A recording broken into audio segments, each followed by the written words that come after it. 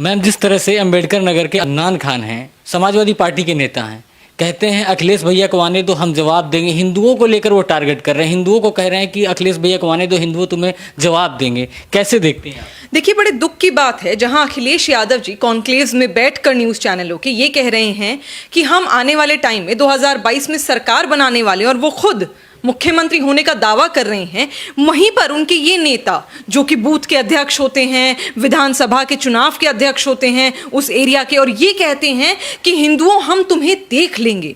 इस बात का क्या मतलब निकलता है? आप क्या कहना चाहते हैं? आप डरा रहे हैं अखिलेश को आने दीजिए तो हम देख लेंगे, इसका मतलब क्या है? कहीं ना कहीं आपने अपनी ही बात में साबित कर दिया कि इस समय जब योगी आदित्यनाथ जी की सरकार है, भारतीय जनता पार्टी की सरकार है, तब हिंदू सुरक्षित हैं, हर व्यक्ति सुरक्षित है। और जैसे ही आपकी सरकार आ जाएगी वैसे ही आप रौंद देंगे हिंदुओं को, जैसे कि आपने पहले किया।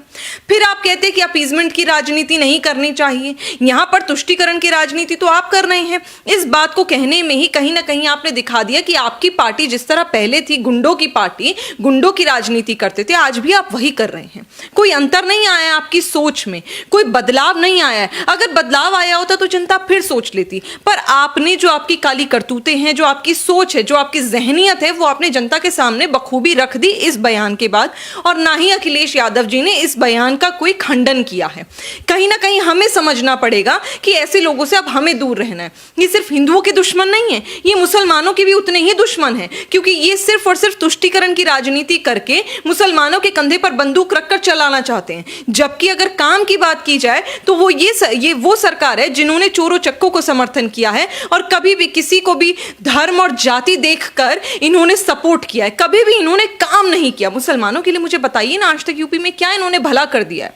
भारतीय जनता पार्टी एक ऐसी सरकार है, निष्पक्ष सरकार है, जो हिंदू हो, मुसलमान हो, सिख हो, ईसाई हो, सबके लिए काम कर रही है, सबको एक तरीके से आगे बढ़ा रही है, सबके लिए पॉलिसीज बढ़ा रही है। और यहां जब हर चौराहे पर पुलिस है ना, तो वो पुलिस आपका धर्म पूछकर आपकी बेटी को सुरक्षित महसूस नहीं कराती। मैं मुसलमान हूं, मैं जाती हूं, मुझे जितना सुरक्षित आज उत्तर प्रदेश में लगता है, इतना कभी अखिलेश जी की सरकार में नहीं लगा करता था। तो इस चीज को अब जनता समझ रही है, और 2022 में इस घटिया और गलीज बयान का जवाब जनता अखिलेश यादव जी को देगी। लेकिन मैम, उसमें एक और सवाल जोड़ा गया, उन्होंने एक बात और कही कि हिंदुओं की महिलाओं को हरम में रखा जाएगा। हरम क्या होता है ये भी आप हमारे दर्शकों को बताइए। दासी बनाने की बात कही सर। देखिए, ये बहुत ही गंदी बात है कि आज आप महिलाओं के खिलाफ बयान दे रहे हैं, और शुरू से मुझे लगता है कि ये कोई नई बात भी नहीं है, क्योंकि पुरानी जब हमने सरकार देखी थी सपा की, तो अखिलेश जी के पिताजी ने किस प्रकार महिलाओं के लिए अभद्र बयान दिए थे और कहा था कि लड़के तो रेप कर देते हैं, उनसे तो गलती हो जाती है, लड़कियां अगर छोटी छोटी स्कर्ट्स पहनेंगी तो उसमें लड़के क्या कर सकते हैं।